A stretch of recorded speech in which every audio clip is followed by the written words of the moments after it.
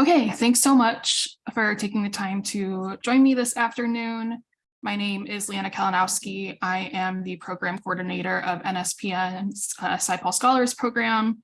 Very excited to see so much interest in this program and very happy to have you all here. In addition to being the program coordinator, I am also actually an alumnus of the program, so I'm happy to provide both the alumnus side of things as well as the coordinator side of things. So any questions that you have about both angles to this program, happy to answer those for you. So I've divided my slide deck into two parts. I'll be talking at you for about 30 or so minutes. I'm pretty comprehensive here. So I'll be first going over the program itself and the structure of it.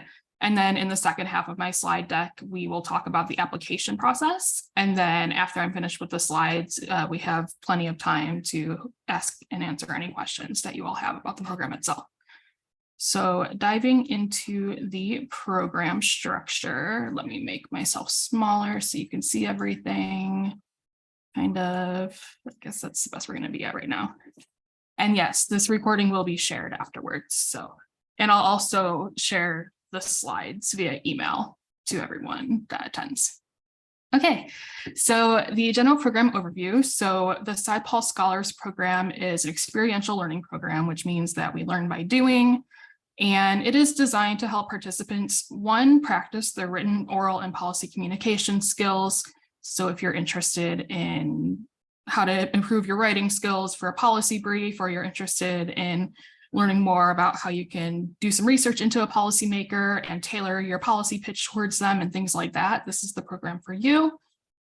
Another goal of this program is to help people create a science policy portfolio. And what I mean by that is when you are applying for jobs and whatnot in science policy, you're asked for things like a CV, and very often you're asked for writing samples. So after this program participants will have those things on deck. So when someone asks them for it, they can say, oh yeah, I have a policy brief writing sample, I can send that to you.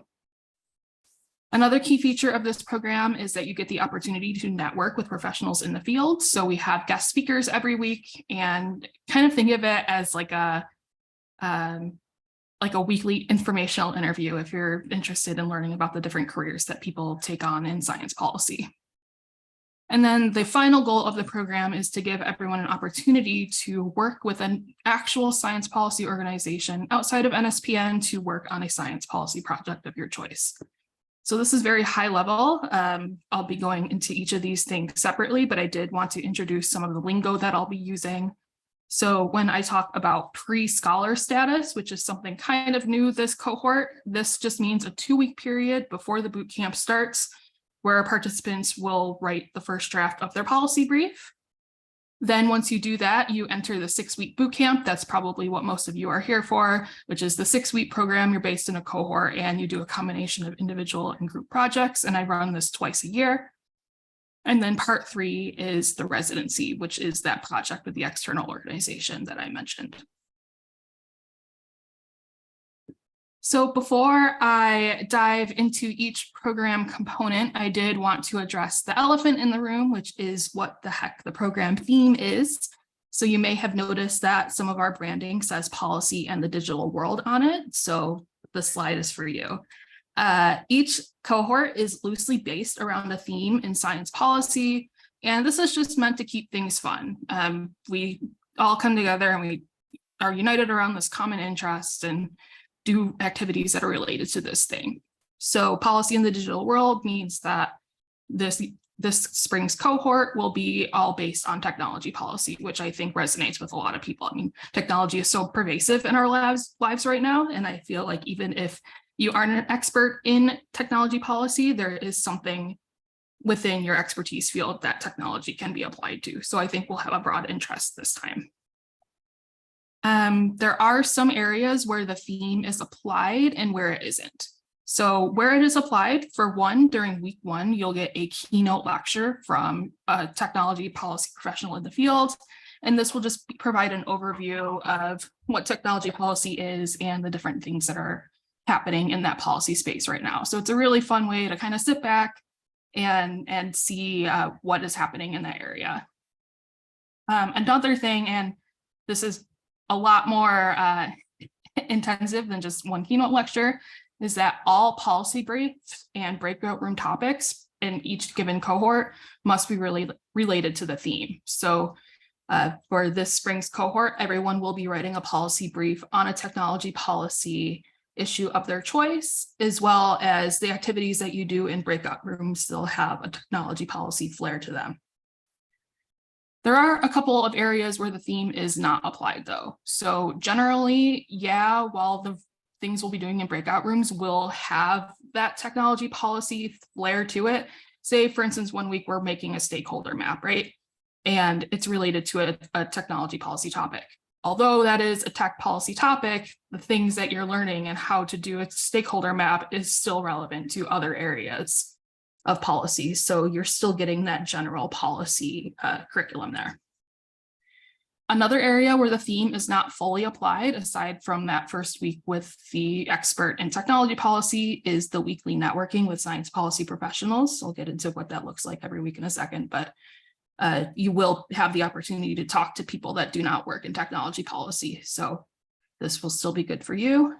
And then probably the most frequently asked question I get is whether the residency has to be based on the theme topic. And the answer to that question is no.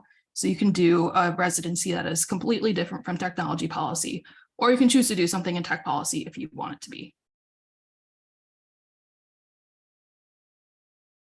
My goal for the second slide is to really convince you that you do not need to be an expert in the cohort theme to apply. Over the last year, I did 2 cohorts that were based along climate change topics, and I would say probably 75% of the people in those cohorts were not experts in climate change at all.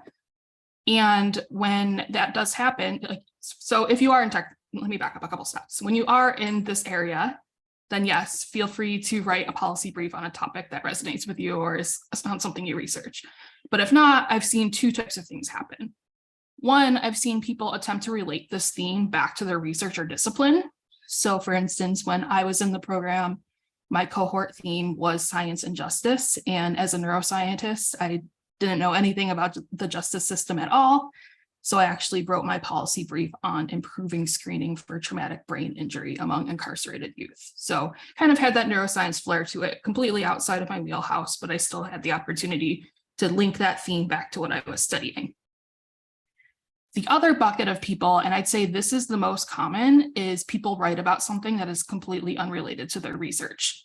So I have had reproductive biologists write about gas stoves and the use of them in households, which is completely unrelated to what the person is studying. I've had biochemists write theirs on solar panels, and psychologists write theirs on migrating birds and wind turbines. So there are really no limits here. You are free to write your policy brief on something that is completely unrelated to what you do. It does seem intimidating at first. Of course, it's always scary to be met with the prospect that you'll have to write a policy brief on something outside of your area of expertise. But I've always gotten great feedback from people after they do it, saying that it was a great experience for them. Especially if you're looking to become a policy generalist and maybe work in a policy field that's outside of your area of expertise. This is a great way to get experience in that field. If you're interested in a technology policy topic that you don't get the opportunity to read about in your day-to-day research, this is another amazing opportunity to spend some time doing that. If you want to spend a couple hours a week diving into Ticketmaster and getting Taylor Swift tickets, then this is a way that you can channel that energy. And I just want to mention too that if anything deters you from applying for the program, please don't let it be the theme. Many people have had a great experience, even if the theme didn't resonate with them. So you'll still get a great experience, no matter how much this theme calls to you. You'll still be a general SciPol scholar. Nothing will be on your certificate that says you were trained in tech policy or anything. It still is a general program, despite that added flair of having to write about something specific in your policy brief. So now that I've given that spiel about the theme itself, I'm now going to go into the 3 phases of the program. So the first phase that I like to call it, and I'll try to come up with a better name for this in the future, but right now I'm calling it the pre-scholars phase. And this is just a 2-week period where you write the first draft of your policy brief. So if you are accepted into the program, you'll be giving a template, a prompt, and instructions on how to do that. You'll also be giving some very light programming, such as brainstorming sessions and co-working sessions to work on that. And then you'll have 2 weeks to write it.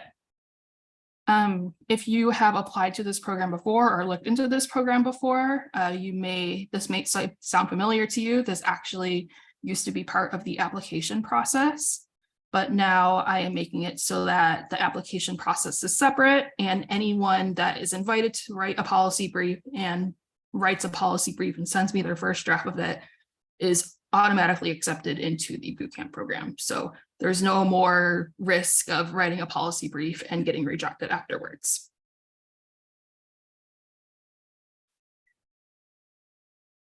Moving into phase 2, this is pretty much the bread and butter of the program, which is the bootcamp. Like I mentioned on the first slide, this is a 6-week cohort-based program on policy writing and pitching. And this is made up of a couple of different components. So first off, we have 6 weekly live sessions, and the date that I've selected for that is Wednesdays from 6 to 8 p.m. Eastern, starting on May 3rd, I believe. And within those 2 hours, the first hour is that Q&A with a science policy professional that I have mentioned before. And this is a really casual setting. People can ask anything from the person's career journey, their day-to-day in their job, what they did to make themselves competitive for that job, things like that. People always come out of this program finding this aspect of it really valuable, because it really is like getting an informational interview with someone every single week. And then the second hour, which I'll talk more about in just a couple bullet points, is the breakout room activities. Some other things that you get throughout the bootcamp are individual meetings with a writing consultant. So this is where you will make your policy brief better and get feedback on it and improve it. And you'll also have the opportunity to meet with me to get your CV and elevator pitch developed as well. So you can count on at least 3 out of the 6 weeks having one of these extra meetings built in, but you have the option to add in extra ones as well. And then the last sort of major component of the bootcamp program is, once all is said and done and the 6 weeks are over, then we invite the entire NSPN community to an online Scholars Day, where everyone that participated in the program gives a presentation about what they did. So this is a great opportunity to share your work. People invite their friends and family to it and stuff too, and it's a lot of fun. So in terms of deliverables from this program, I've mentioned the policy portfolio that you will create. So this is individual things that you've worked on and things that you can send to future jobs and fellowships if they ask for it.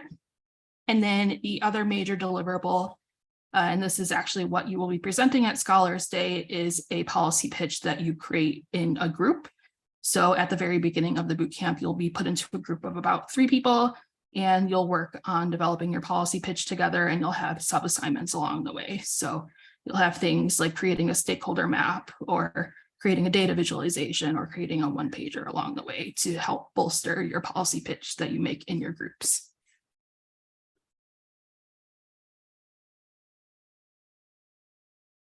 So that's the boot camp. Now I'm going to talk about the residency, moving right along. So like I've mentioned, this is a 6-month project with an external science policy organization. Sometimes we call it an internship, but I think with it being 5 hours a week, it's you're kind of on the line of whether you can call it that or not. It's more so a project than anything. So I'll get there in a second. So logistics generally about the residency, it is part-time, 5 hours a week for 6 months. And you can start that at any time within a year of finishing the bootcamp. So if you want to start it right in July after you finish, then you can go for it. But if you're writing a thesis or going somewhere or doing whatever, then you can start it at any month. It doesn't matter. Another thing about the residency is that it is paid. So you receive a $3,000 stipend, and it works out to $25 an hour, but you get it in 2 lump sums, once at the beginning and once at the midpoint of your residency. Another key feature is that the residency, along with every other aspect of this program, is fully remote. There's no travel that is ever required, even for Scholars Day and things like that. Everything will be completely online. And it is also fully customizable. So people ask me all the time, like, what the projects are, but this is something that you sit down with your host office and decide together what you want your project to be. And I have a couple examples on the next slide of what that could look like. So there are two ways once you're in the program for finding a host. First off is that I'm currently in the process of meeting with external organizations right now to put together a residency bank. So once you are eligible for a residency after the boot camp, you can then look at this list and choose an organization from the list and interview with them and decide whether it's a good fit for your goals. Since that's currently in progress, I unfortunately don't have that to share with you right now, but many of the organizations on the next slide will likely be on that list. If you get to the residency bank and there is an organization that you are not interested in, or maybe you had something else in mind that you want to work with, there's also the option to bring your stipend to any organization that you want, as long as they fall within the science policy sphere. So a specific example of this is if you're interested in something really niche, or maybe you want to try doing your residency with one of your local representatives that maybe I wouldn't have on my contact list, then you can feel free to talk to me about using your stipend with that organization.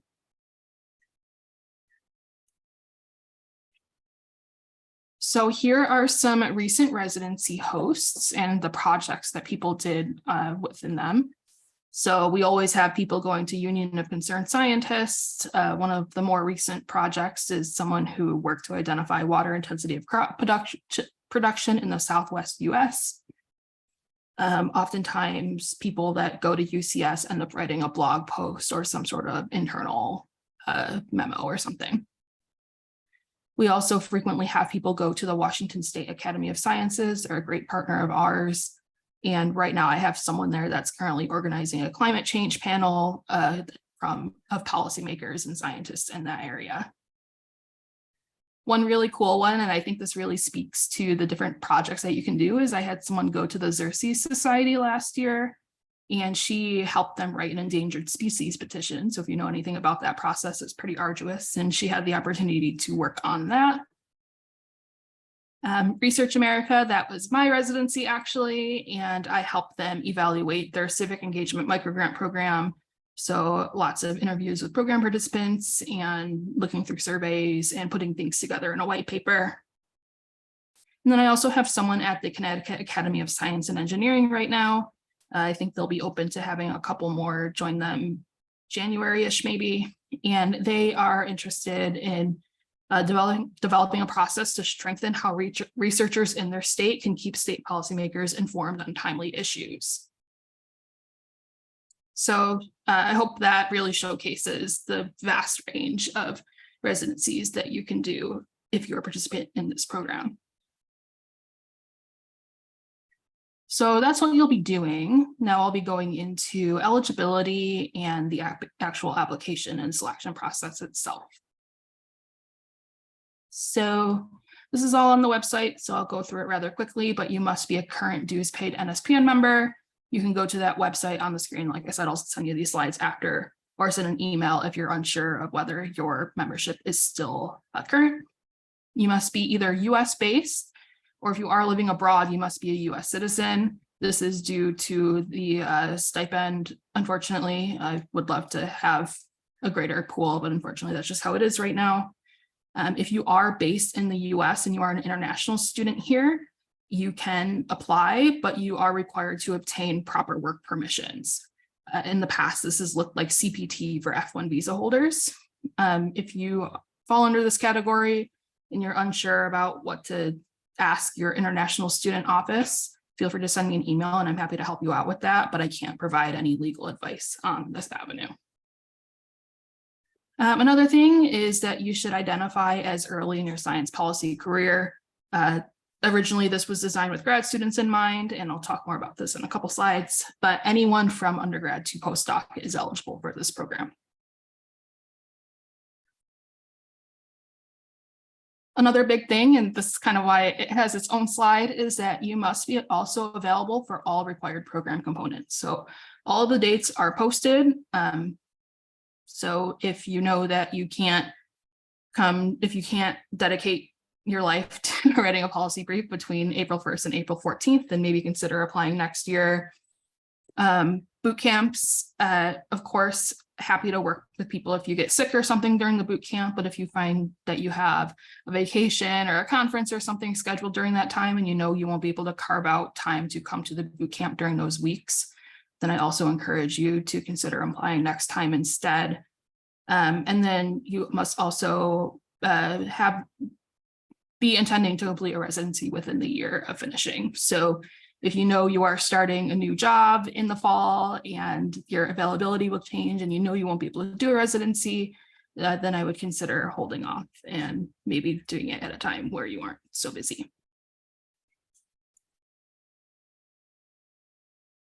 So as promised, I'll talk a little bit about intended audience here. So this was 3 years ago originally designed with a PhD student schedule in mind.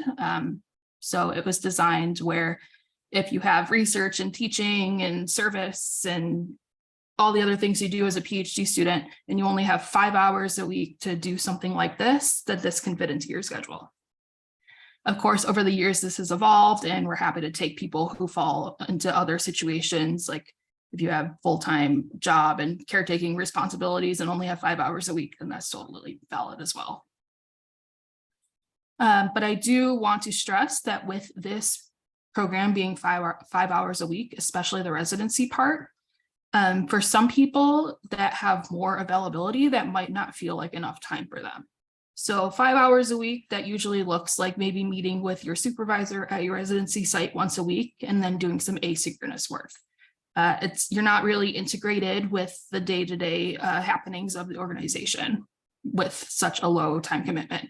So for the people whose schedule this works for, this is an amazing opportunity. I highly recommend if it fits within your schedule.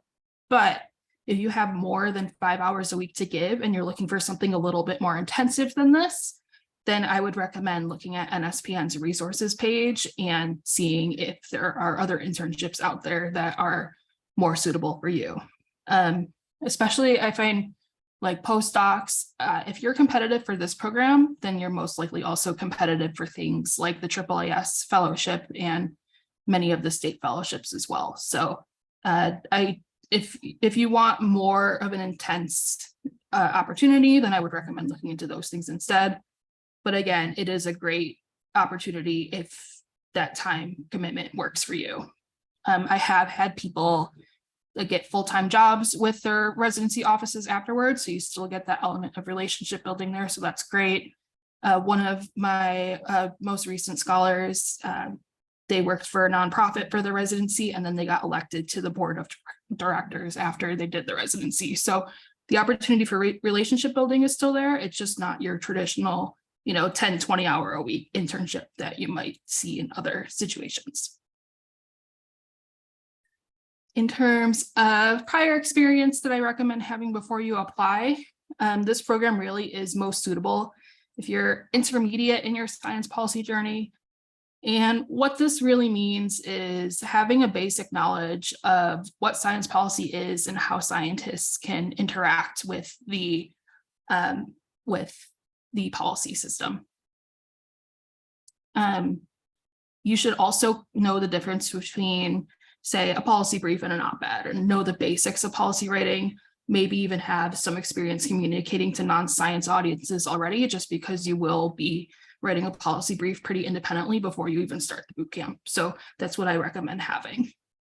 If you are part of, say, a chapter that does a lot of policy writing and pitching workshops and things like that already, this program might be too introductory for you. But if you don't have those opportunities at your chapter, or you want to try something at the NSPN scale, then definitely happy to have you. And I've also mentioned that this is not an introductory course. This Q&A session is the most that you'll ever hear me talk at you if you are accepted into the program. We do a lot of actual doing in this program. And another thing to add here is maybe you should also have somewhat of a decent thought of the type of career maybe that you'd like to go in, or maybe you've narrowed it down to a couple areas, because this can really help you think of questions to ask the science policy professionals when they come into the class. So it's one of those things where if you know that you have a couple questions in mind that you'd want to ask people that work in the field, then it's a great opportunity to ask those things to them. But if you're unsure of what you would even ask, then maybe I would take some more time to do a workshop or something and learn a bit more about science policy before you do this program, so that you don't, I don't like this phrasing, but so you don't waste the opportunity of meeting with these professionals for 6 weeks, if that makes sense.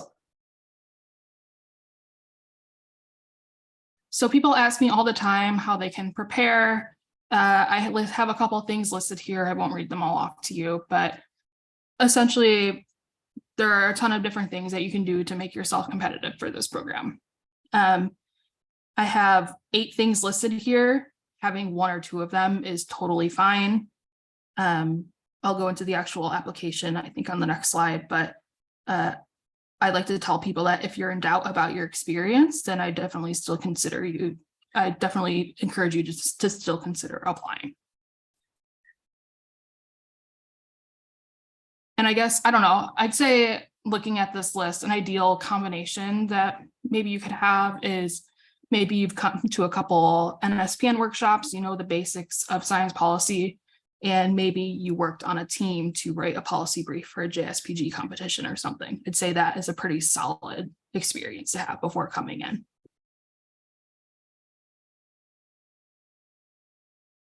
And as promised, it was the next slide. So here is an overview of the application itself. You'll see I have percentages here, so that the percentage is how much it goes into your final score when the reviewers score it.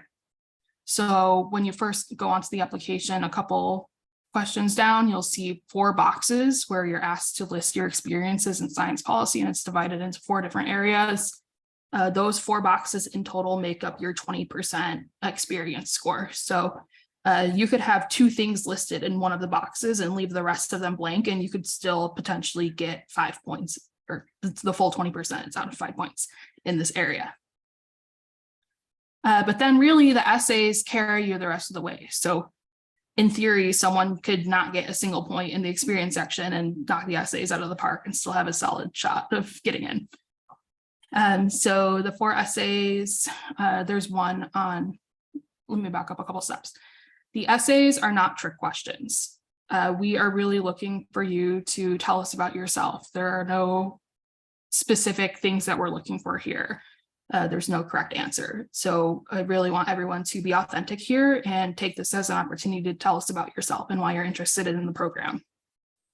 So the first question on how you plan to provide the science policy field with diverse perspectives and experiences. Sure, you can talk about your lived history here, but don't feel pressured to tell us about things that are uncomfortable here. You can talk about other aspects of yourself as well. If you've led a campaign in your community to make things better for the community, then that's something that you can outline in this section at all. It doesn't just have to be about your own personal life. You can share things about your professional life as well. For the 2 essay questions on what you hope to gain from the boot camp and the residency, again, there's no right answers here. Tell us what your goals are and how you think that these opportunities will help you achieve those goals, and that's perfectly okay. The 4th essay, describe an issue in tech policy and some potential avenues for addressing this issue. This is just a way for us to see how you're thinking about policy and seeing how creative you can get in proposing some solutions to some of our more pressing issues in tech policy. So take this as an opportunity to showcase your interests and really have fun with it and show off your originality here. One thing about that last essay is, well, you will not be committing to having to write your policy brief on that essay topic. It's definitely still encouraged if that's something that you're interested in. Another final note on essays that I want to list here is that following the instructions is super, super important here. Every year I get people who will see that the word limit is 250, and then they'll write me an essay that has 50 words in it. Well, yes, you are still technically under the word limit. An essay that is only 50 words long is not going to be good enough here. Definitely fall within the range. I think I said 200 to 250 words. Definitely make sure that your essay falls within that range. Another thing to pay attention here is formatting requests. So for your science policy experience things, those are required to be in list form, not essay form. So if you give me an essay in those boxes, then I won't appreciate that. Another thing to highlight here, that fourth essay on describing an issue in tech policy, that has to be about tech policy. If you write something that is not related to tech policy, and feel free to email me if you're confused and maybe aren't sure if what you're proposing falls within that category, I'm happy to let you know if it applies or not. But if you propose something here that is totally unrelated to technology, then you won't get any points for that essay.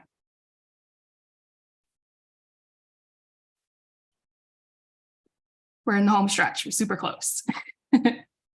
Finally, almost finally, I just want to peel back the curtain a little bit on our selection process. So after you submit your application and the application deadline passes, I then go in and remove all identifying information from your applications and send them off to external reviewers.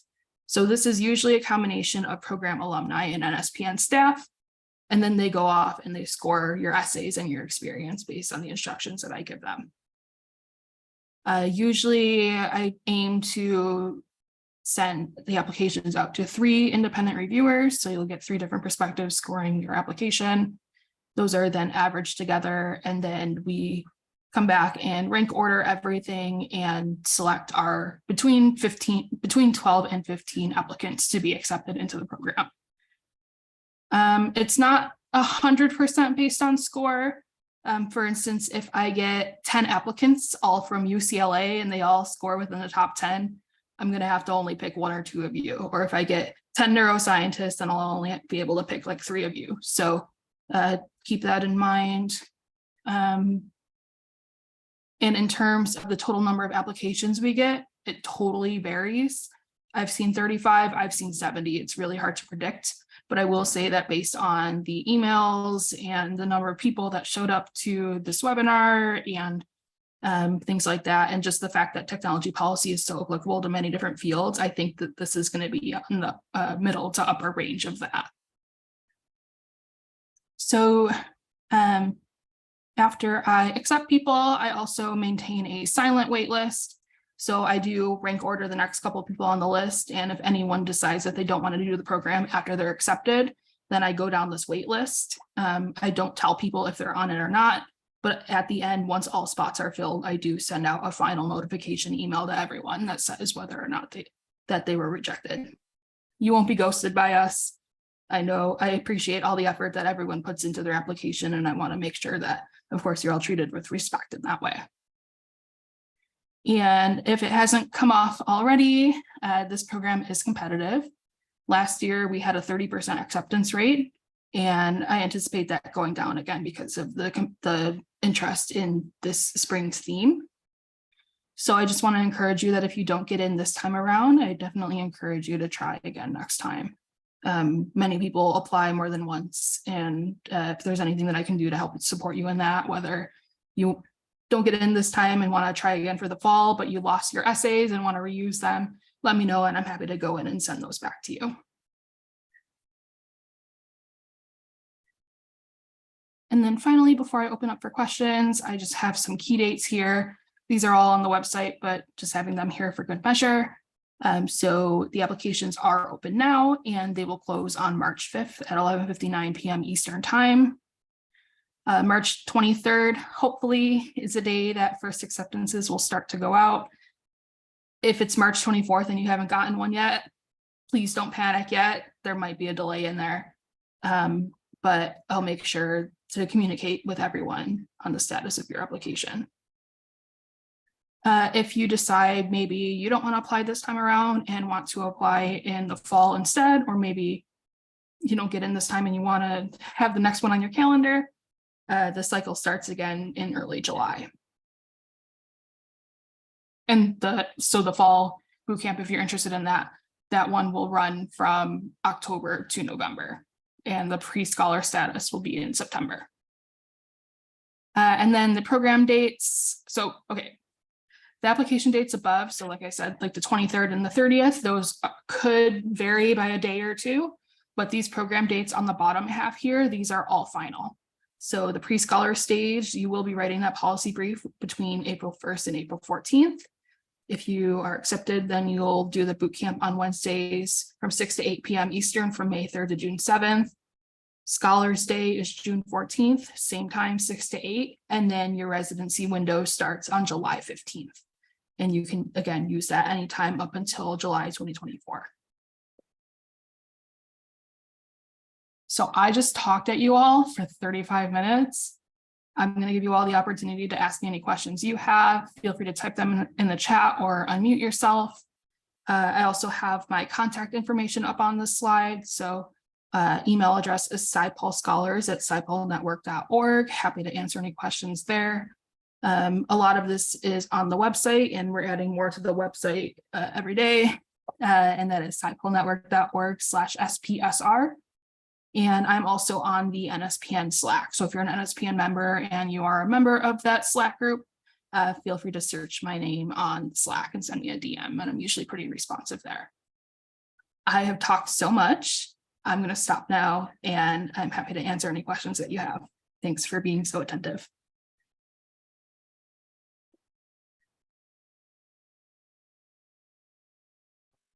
Hi, thank you for all the information. I had 2 questions. So the first one was for the residencies, I guess more so with the list that you're developing of like ones that maybe people have done in the past or that are willing to work with people.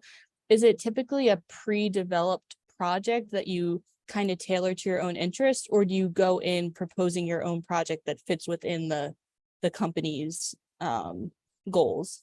Yeah, that's an excellent question.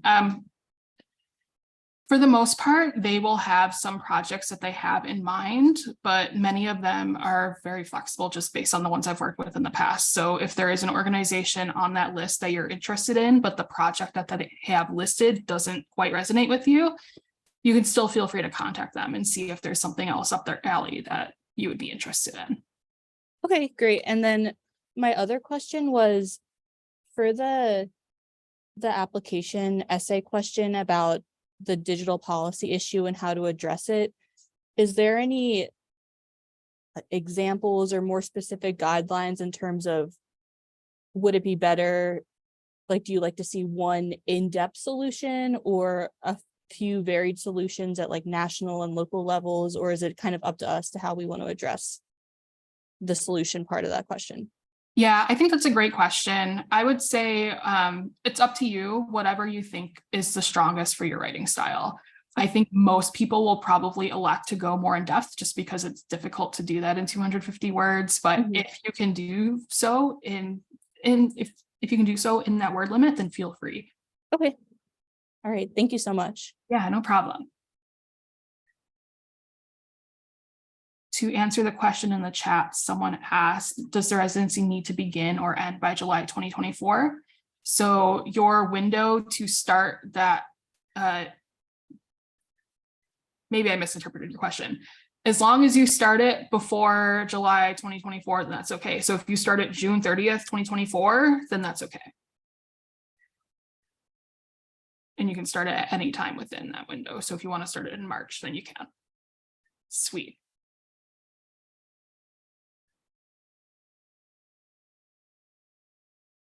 I have a couple more awkward pauses. Feel free to unmute if you want, or continue to type your questions into the chat.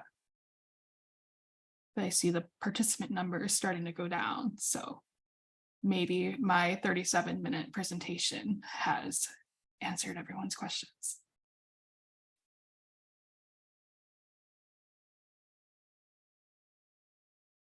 All right, well, I'm going to, oh, someone unmuted.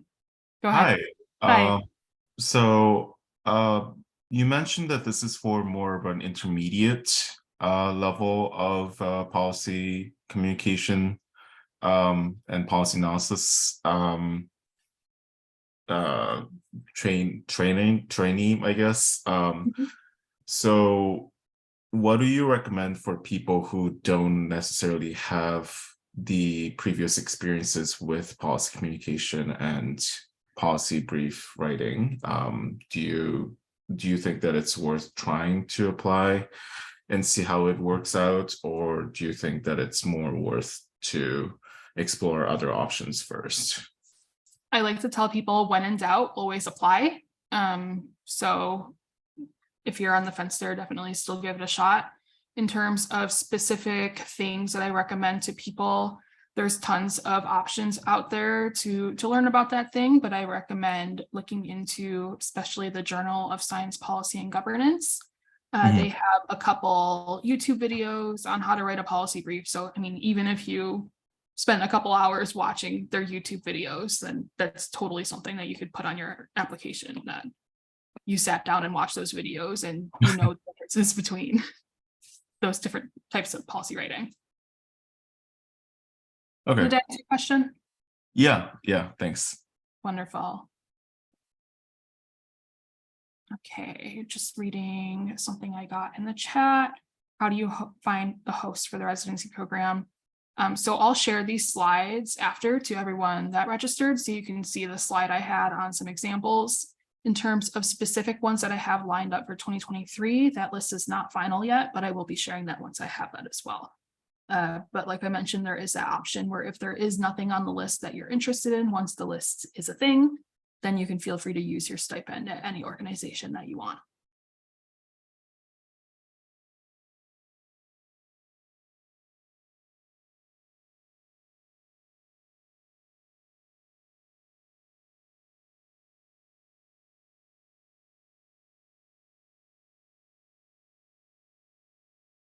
All right, so I'm happy to stick around if for anyone that has any questions.